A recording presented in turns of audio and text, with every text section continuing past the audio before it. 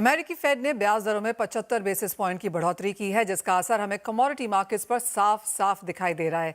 ऐसे में एनर्जी और मेटल्स पैक में न सिर्फ कैसे स्ट्रैटेजी बनानी चाहिए, बल्कि किन बातों का ध्यान भी रखना चाहिए, ये बताने के लिए आज हमारे साथ हैं एमिरेट्स एनबीडी के डायरेक्टर धर्मेश भाटिया, निर्मल बैंक कमोडिटीज के VP Kunal Shah, Abans group of companies के चेयरमैन अभिषेक बंसल और कुंवर जी ग्रुप के डायरेक्टर रवि दियोरा। आप सबका कार्यक्रम में स्वागत है। और इस साल में अब तक हम 5 यूएस फेड की इंटरेस्ट रेट हाइक्स देख चुके हैं और पिछली 3 तो 75 बेसिस पॉइंट की रेट हाइक्स रही हैं। और जिस तरह की स्टेटमेंट और प्रोजेक्शंस हमने यूएस फेड की तरफ से आते हुए देखे हैं, माना यह जा रहा है कि ये साल खत्म होते होते तक 4.4% और अगले साल तक 4.7% तक की रेट हाइक हम यहां पर देख लेंगे, जो अब 3.25% के आसपास है। यानी कि आगे यहां पर अग्रेसिव रेट हाइक्स रह सकती हैं।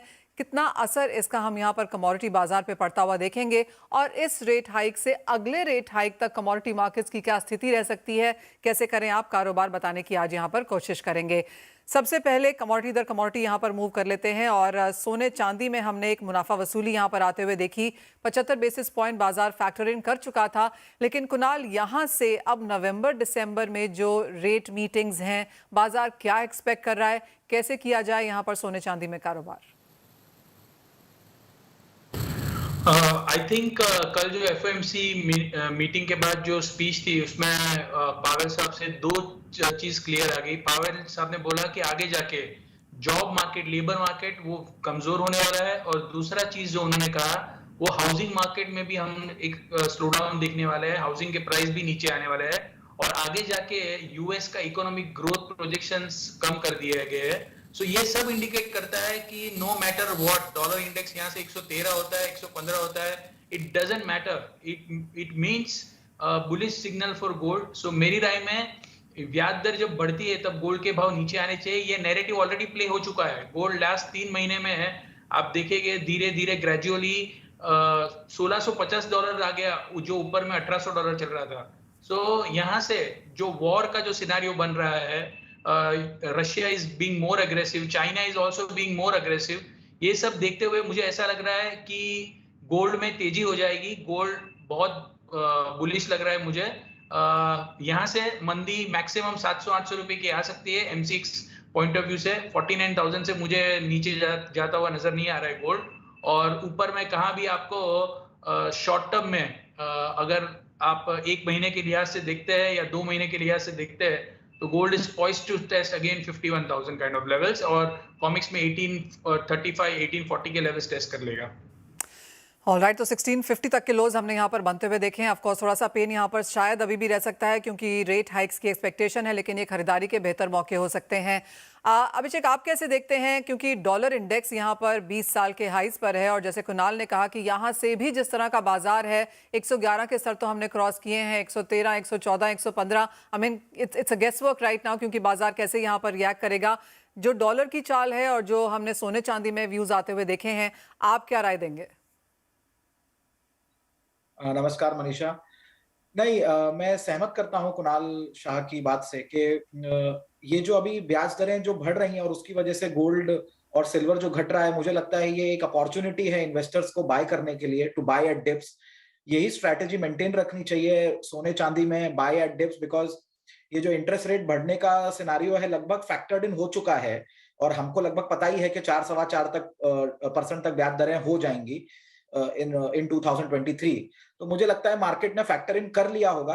और अब जब कल भी मिस्टर पुतिन का एक मैसेज था कि he wants to get aggressive on Ukraine के ऊपर, और चाइना और ताइवान का भी लफड़ा चल रहा है और वहां पे यूएस बोल रहा है कि अगर चाइना ताइवान के ऊपर अटैक करता है तो हम ताइवान को सपोर्ट करेंगे। So there are geopolitical tension चल रही है और Russia wants to go aggressive on Ukraine. और मुझे लगता है ठंडियों में पुतिन एक फाइनल चांस लेंगे टू प्रेशराइज यूरोप, बिकॉज वहां पे गैस की उस समय दिक्कत होगी और वो उस चीज का फायदा उठाने की कोशिश करेंगे। एक final trump card Russia will play with Ukraine in the winters to test Europe and UK. तो मुझे लगता है उस समय गोल्ड और सिल्वर में आपको तेजी बनती दिख सकती है। So it is a great opportunity to keep buying gold and silver जैसे जैसे भाव घटते हैं उस हिसाब से। धर्मेश, सोना और चांदी दोनों खरीदना चाहिए, लेकिन अगर दोनों में से आपकी कोई फेवरेट पिक होगी तो वो क्या होगी और किस तरह के प्राइसेस आप देखते हैं अब इस साल खत्म होते होते तक? देखिए मेरे हिसाब से मैं दोनों में काफ़ी बुलिश हूँ। मैं सहमत हूँ दोनों निवेशकों से। एक्सपेक्ट करता हूँ कि मार्केट में यहाँ से काफ़ी अच्छी एक रिलीफ रैली और मार्केट थोड़ी-सी फर्मनेस आ सकती है। मैं ज़्यादा करके चाँदी की तरफ बेट करूँगा। अगर आप चाँदी देखें तो चाँदी में डाउनसाइड रिस्क काफ़ी लिमिटेड है।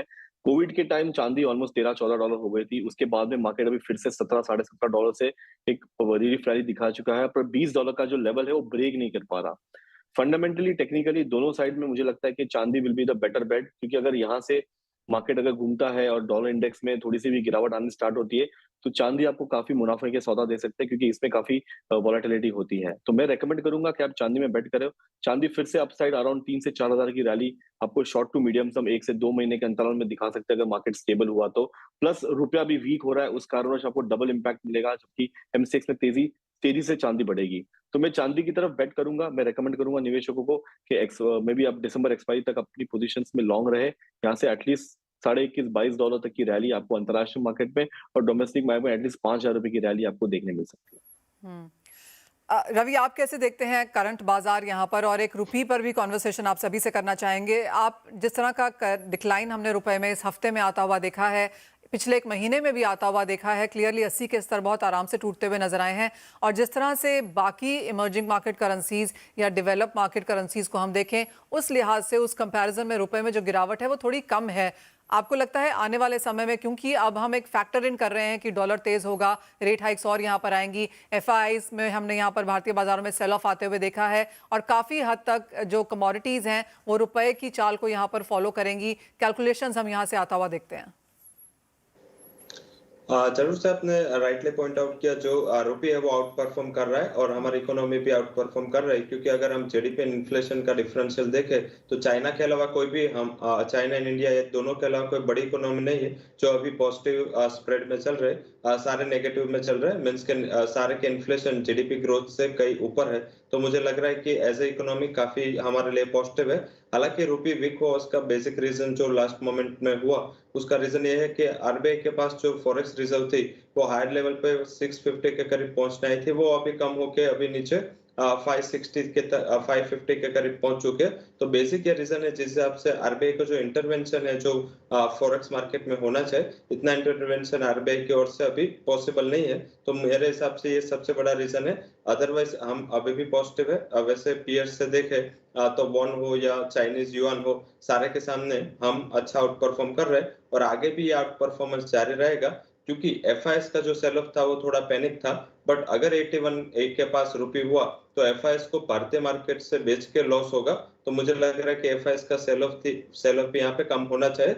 आते हैं बुलियन मार्केट पे। बुलियन मार्केट में मुझे लग रहा है कि वैसे पॉसिबिलिटीज पॉजिटिव साइड ज्यादा दिख रहे हैं। मुझे लग रहा है कि जो भी हार्श आना था, जो भी नेगेटिव आना था, ये पॉलिसी में आ चुका और अभी नवंबर के फर्स्ट वीक तक कोई बड़ी हमारे रिजर्व बैंक ऑफ इंडिया के अलावा कोई बड़ी पॉलिसी अनाउंसमेंट नहीं है।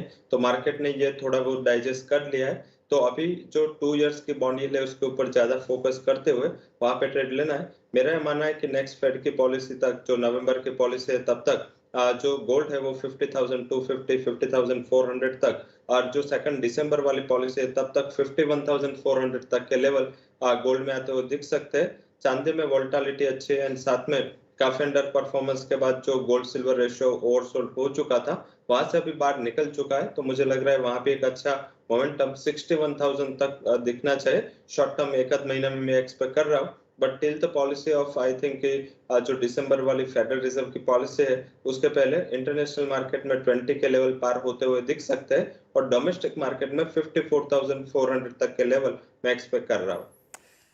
जी हाँ, काफ़ी हद तक जो सिटी, जेपी मॉर्गन और गोल्डमैन सैक्स की रिपोर्ट आई हैं उनका भी यही मानना है कि जहां पर हम फिलहाल खड़े हैं, ये साल खत्म होते होते तक सोना चांदी दोनों ही यहां पर एक बेहतर लेवल्स पे आपको बंद होते हुए नजर आएंगे, यानी कि यहां से ऊपर बंद होते हुए नजर आएंगे। ऑलराइट, बात अब यहां पर मेटल्स की कर लेते हैं, क्योंकि यहां पर भी उठापटक जारी है। प्रॉब्लम सिर्फ यहाँ पर रेट हाइक्स की नहीं है, लेकिन जो रियल एस्टेट इश्यूज चाइना में हैं, हाउसिंग नंबर्स हमने जो यूएस की तरफ से आते हुए देखे हैं, वो सभी ऑन द वीकर साइड रहे हैं और उसका प्रेशर यहाँ पर मेटल्स में है। कुणाल, आप बहुत क्लोजली ट्रैक करते हैं मेटल्स को और यहाँ पर आप काफ़ी सटीक सलाह भी देते हुए नजर आए हैं। कैसे देखते हैं आप अब इस साल के अंत तक मेटल्स को परफॉर्म करता हुआ, दोनों ही रेट हाइक्स को मद्देनजर रखते हुए? मेटल्स में कोई तेजी नजर नहीं आ रही है। मेटल सेल ऑन राइज ही रहेगा। मेटल्स में जैसे आपने यूएस में हमने कल पावेल साहब ने बोला है कि वहां पे स्लो डाउन चालू है। यूरोप में हालत खराब है, सब इंडस्ट्रीज बंद हो रही है। चाइना में even though government is coming up with stimulus packages, infrastructure के लिए पैकेज दे रहा है, बट द फैक्ट इज पहले की तरह कंस्ट्रक्शन एक्टिविटी पहले हो ही नहीं सकती है। लोग, the people have lost highest money in the housing sector in last 2 years। तो अभी कोई फिर से हाउसिंग में रॉबस्ट इन्वेस्टमेंट नहीं करने वाला है। तो ये सब चीज देखते हुए इतना समझ में आ रहा है कि मेटल्स में जो सबसे बड़ा प्रॉब्लम रहेगा वो डिमांड कंसर्न्स का है।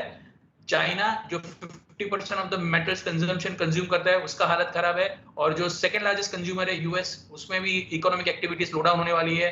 तो मेटल्स में फंडामेंटली तेजी नहीं हो सकती है। छोटे मोटे न्यूज बेस्ड उछाले आते रहेंगे मेटल्स में, but overall directional view is sell on rise. Dharmesh, आप कैसे देखते हैं, और आपकी भी अगर बिकवाली की राय है तो ईयर एंड तक कितनी परसेंटेज पॉइंट से गिरावट देख पाएंगे हम? देखिए, मैं भी कुणाल से काफी सहमत हूँ। मुझे भी लगता है कि यहाँ पे सेल ऑन राइज की स्ट्रैटेजी आप बेस मेटल काउंटर में रख सकते हैं। स्पेशली मैं कॉपर की तरफ बेट करूंगा, डॉक्टर कॉपर जो कहते हैं। अगर आप देखिए पिछले टाइम जो फॉल हुआ था ऑलमोस्ट 615 तक के फॉल्स मार्केट में दिखा चुका है। तो मैं एक्सपेक्ट करता हूँ कि ये गिरावट जारी रहेगी। सिर्फ यहाँ पे ये हो रहा है कि बिकॉज रूपी डेप्रिशिएट हो रहा है तो इतनी गिरावट आपको देखने नहीं मिली, बट अंतरराष्ट्रीय मार्केट में अभी भी काफी प्रेशर है, कंजम्पशन इतना हाई है नहीं। और एक्सपेक्ट करो कि यहाँ पे अगर मार्केट और स्लो डाउन होता है और इंटरेस्ट रेट और बढ़ता है तो कॉस्ट ऑफ बोरोविंग काफी हाई हो जाएगी। काफी सारे बड़े जो कंपनीज है वो स्लो डाउन में आ जाएंगे क्योंकि बोरोविंग कॉस्ट इतनी बढ़ जाएगी। तो प्राइस में यहाँ पे प्रेशर आने की संभावना काफी हाई है। मैं एक्सपेक्ट करता हूँ कि कॉपर 600 के स्तर भी आगे चल के ब्रेक करेंगे। अभिषेक, आपकी क्या टॉप ट्रेड होंगी यहाँ पर मेटल्स में? हालांकि मैं अग्री करता हूँ, कॉपर और जिंक में मेरे को ज्यादा तेजी की गुंजाइश दिखती नहीं है, बट निकल में मैं इस बात से सहमत नहीं हूं, बिकॉज निकल मुझे फंडामेंटली बहुत स्ट्रांग लगती है एज अ कमोडिटी। और ये जो भाव हमें दिख रहे हैं, लाइक अभी तो थोड़ा तेज हो गया है, हमें $25,000 पर टन का भाव है निकल का, बट फंडामेंटली शॉर्टेज है निकल की वर्ल्ड में। और अगर हम ईवी स्टोरी को प्ले आउट करना है जो आज से 5 साल पहले से हमारी बात चल रही है, तो उतना निकल है नहीं। तो मुझे लगता है अगर बाजार घटता है, जो कि बेस मेटल्स का बाजार एक मंदी के उसमें जा रहा है, बिकॉज इकोनॉमी स्लो डाउन हो रही है, डिमांड इतनी नहीं है, तो उस समय आपको निकल में इन्वेस्ट करने का एक बहुत अच्छा अपॉर्चुनिटी मिलेगी for a long term investor. और $20,000 प्रति टन पे अगर आपको निकल मिल रही है, या 20-22 हजार के बीच में, तो मुझे लगता है वो बहुत अच्छे स्तर होंगे निकल में इन्वेस्ट करने के लिए। जी हाँ, अगर ईवी स्टोरी को देखा जाए और जिस तरह की निकल की सप्लाईज हैं बाजार में, वो एक मेटल है जो एक्चुअली हमने week on week, month on month and YTD भी थोड़ा सा आउट परफॉर्म करते हुए देखा है, तो वो उस मेटल पर यहाँ पर नजर होनी चाहिए। लेकिन एक्सपर्ट्स का यही नजरिया है कि सोने चांदी में खरीदारी के मौके मिलेंगे, डॉलर इंडेक्स तेज रह सकता है, अंतर्राष्ट्रीय बाजारों की कंसर्न्स चलती रहेंगी और उसका एक असर डाउन साइड के तौर पर हम बेस मेटल्स पे आता हुआ देखेंगे। लेकिन इसी के साथ रुकेंगे एक ब्रेक के लिए। जब लौटेंगे तो बात यहाँ पर कच्चे तेल की करेंगे, क्योंकि ये एक फैक्टर है, ये एक सेगमेंट है जो पूरी इकोनॉमी हिलाने की तादाद रखता है। रुपया हो या इकोनॉमी हो, एक जो बड़ा इंपोर्टर देश है इंडिया जैसा, उस पर काफी बड़े इंपैक्ट्स यहाँ पे पड़ सकते हैं। तो कैसे रह सकते हैं प्राइसेस, इस ब्रेक के बाद करेंगे डिस्कस। कच्चे तेल में इस साल अच्छी खासी उठापटक देखने को मिली है, लेकिन जैसे जैसे यहाँ पर रेट हाइक्स हैं, बाजार को लगता है कि ग्लोबल डिमांड में यहाँ पर फर्क पड़ सकता है और सरप्लस की बातें अब इस क्वार्टर में भी की जा रही हैं। धर्मेश, लगातार गिरावट हमने मंथ ऑन मंथ और हर अगर आप रेट हाइक देखें उस महीने में कुछ और गिरावट यहाँ पर कच्चे तेल में बनती हुई नजर आई है। करंट लेवल से साल खत्म होता होता तक आपका क्या व्यू है, प्राइसेस कहाँ जा सकते हैं? देखिए, नो डाउट मार्केट में काफी अच्छी मंदी आई है। प्राइस ऑलमोस्ट $129 से ऑलमोस्ट $80 के लेवल पे आके रुका हुआ है। करंट सिनारियो से मुझे लगता है कि मार्केट यहाँ पे थोड़ी सी स्टैग्नेंसी आ जाएगी, स्टेबिलिटी आ जाएगी, क्योंकि आगे चल के नवंबर दिसंबर काफी ठंडी का माहौल रहेगा और वो टाइम पे मेजर कंजम्पशन होंगे। यहाँ पे सप्लाई कंस्टेंट तो है ही, बट अगर आप देखिए तो इकोनॉमी अगर स्लो डाउन भी होती है तो उस कारणवश ऑलरेडी मार्केट ने फैक्टर इन कर चुके हैं। इंटरेस्ट रेट बढ़ रहा है, डॉलर इंडेक्स बढ़ रहा है, उस कारणवश सारे कमोडिटी रेड जोन में आ गए। बट अगर इंटरेस्ट रेट अगर आगे जाके मार्केट फ्लैट होता है और अगर डॉलर इंडेक्स रुक जाता है तो सबसे पहले जो कमोडिटी भागने लगेगी वो है कच्चा तेल, क्योंकि अभी भी जो जुगलबंदी चल रही है यूक्रेन और रूस के बीच में, और अभी ताइवान का इशू चल रहा है चाइना के साथ, तो वहां कहीं ना कहीं कच्चे तेल में यहाँ पे ऐसे काफी सप्लाई असर होने की गुंजाइश काफी हाई है। प्लस ओपेक भी काफी हाई लेवल पे है कि अभी वो अपनी प्रोडक्शन स्लो डाउन कर लेंगे, तो ये कमोडिटी स्टेबल हो जाएगी $80 पे। और मुझे लगता है कि फिर से यहाँ से अच्छी खासी एक बाउंस बैक रैली आनी चाहिए, जो अराउंड 90 साढ़े $95 तक के लेवल्स के लिए मार्केट एक्सपेक्ट कर सकते हैं। डोमेस्टिक मार्केट की बात करें तो एटलीस्ट 400 से 500 रुपए की रैली आपको करंट लेवल से नवंबर दिसंबर कॉन्ट्रैक्ट तक देखने मिल सकती है। रवि, आपको भी लगता है कि एक बॉटम के करीब है हम कच्चे तेल में?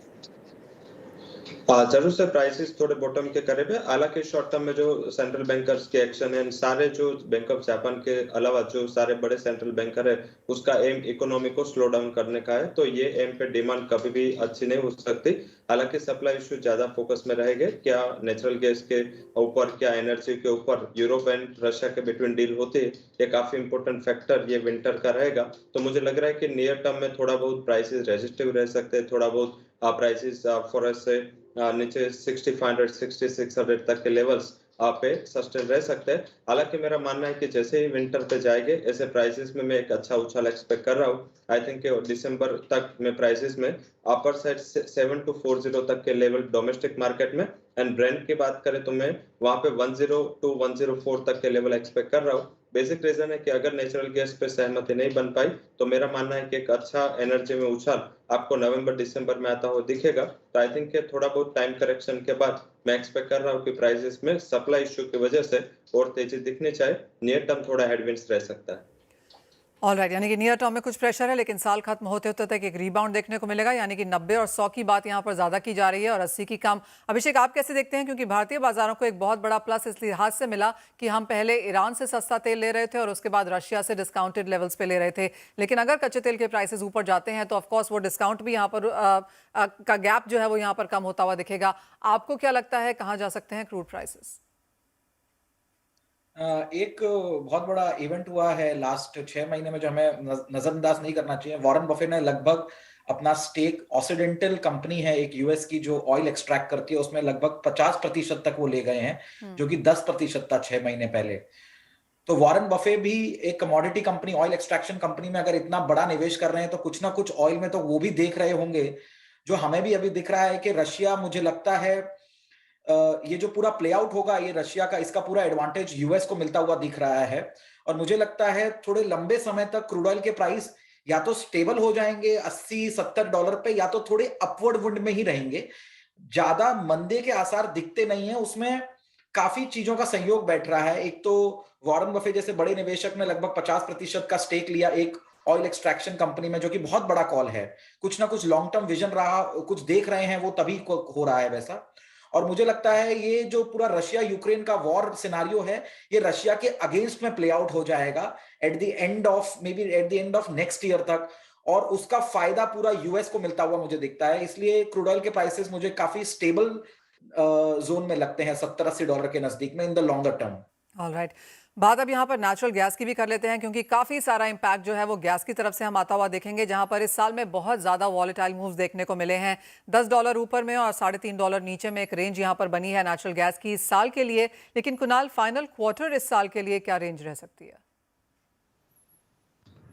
आई think natural gas very difficult to predict. अभी जो भी सब इवेंट चल रही है उसमें, पर एक चीज मैं भी कह सकता हूँ कि ये जो रशिया का जो अभी नया स्टांस है वो बहुत बुलिश रहेगा नेचुरल गैस के लिए आगे जाके। US gas is a different story, it's a Henry Hub contract, it's a demand supply of US, and European gas is a different story. So European gas story still looks very bright as far as compare to what the US story is, but आगे जाके मुझे मौजूदा स्तरों से कोई ज्यादा लंबी गिरावट के आसार नजर नहीं आ रहा है। इवन दो ये जो फाइनेंशियल टाइटनिंग भी हो रहा है, तो इससे भी गैस को ज्यादा इंपैक्ट होने नहीं वाला है। सो मैं इसमें रेंज देखूंगा on the down side maximum 575 580 और on the upside again 700 750। So gas में स्ट्रक्चरल व्यू अभी भी तेजी का ही है। कुणाल, जैसे आपने कहा कि विंटर्स हैं और आगे जाके मांग की किल्लत यहाँ पर बनने वाली है, और ये बहुत ज़्यादा शायद प्राइस सेंसिटिव कमोडिटी ना बने, अवेलेबिलिटी ज़्यादा इंपॉर्टेंट है, अफोर्डेबिलिटी से भी of course that is debatable, लेकिन क्या क्या फैक्टर्स आप उसके अपार्ट भी वॉच करना चाहेंगे? क्या ये जो दिसंबर में यूरोपियन यूनियन की बात की रही है, 5 दिसंबर से वहाँ पर कुछ सैंक्शंस की बात की जा रही है, हरिकेन सीजन में हम यहाँ पर हैं, विंटर डिमांड यहाँ पर काफ़ी स्ट्रॉन्ग मानी जा रही है, क्या कुछ फैक्टर्स यहाँ पर इंपॉर्टेंट रहेंगे देखने के लिए? देखिए, ऑयल में डिमांड डिस्ट्रक्शन जो हमने 2008 में देखा था, तकरीबन 3.5-4 मिलियन बैरल का डिमांड डिस्ट्रक्शन देखा था, और ऑयल $50 $60 का करेक्शन हमने देख लिया था। अभी फिलहाल ऐसा कोई भी इंडिकेशन नहीं है मार्केट्स में कि 3 से 4 मिलियन बैरल की डिमांड कम होने वाली है। So we are going to see some downward revision in demand from US, China, सब जगह से। बट जो सबसे बड़ा कैच है, अगर रशिया कह देता है यूरोप को कि मैं आपको ऑयल भी नहीं दूंगा, then what will happen? So where that extra oil is going to come from? So OPEC plus को ये लास्ट कोविड के टाइम में जो उन्होंने 7-7, 8-8 मिलियन बैरल का जो प्रोडक्शन कट किया था, तो उनको अभी समझ में आ गया है कि हमको ऑयल मार्केट कैसे बैलेंस करना है। तो $80 का बॉटम लग रहा है, $80 के नीचे ऑयल जाता हुआ अभी के डिमांड सप्लाई मेरिट पे नहीं लग रहा है। अभी भी ऑयल की मार्केट तकरीबन 8 लाख बैरल की डेफिसिट में चल रही है। सो आगे जाके ईरान का जब डील होगा तब सप्लाई आएगी और तब ऑयल थोड़ा बहुत नीचे जाएगा। उसके पहले अगर ईरान का डील नहीं होता है तो $80 से ज्यादा ऑयल नीचे जाएगा, ऐसा मेरा व्यू बन रहा है। 80 के नीचे ऑयल नहीं जा पाएगा। ऑलराइट, तो चारों ही हमारे एक्सपर्ट्स का व्यू काफ़ी क्लियर है यहाँ पर। जहाँ तक एनर्जी की बात है, चाहे कच्चा तेल हो या नेचुरल गैस, हम बॉटम के काफ़ी करीब हैं। आगे जाके कंसर्न्स काफ़ी ज़्यादा हैं, मांग बहुत गिरेगी, फिलहाल ऐसा नहीं लगता। फेड रेट हाई का बहुत बड़ा असर आएगा, ऐसा भी नहीं लगता। तो यहाँ पर कुछ बाइंग पोजीशंस में आप काम यहाँ पर कर सकते हैं। लेकिन इसी के साथ इस शो में इतना ही समय है। धर्मेश, कुणाल, अभिषेक, रवि, आप सभी का बहुत शुक्रिया साथ जुड़ने के लिए और बहुत क्लैरिटी के साथ वहाँ पर अगले 3 महीने समझाने के लिए कि किस तरह से कमोडिटीज़ और करेंसीज की यहाँ पर चाल रह सकती है। इसी के साथ मुझे भी दीजिए इजाज़त। आप बने रहिए CNBC आवाज़ पर।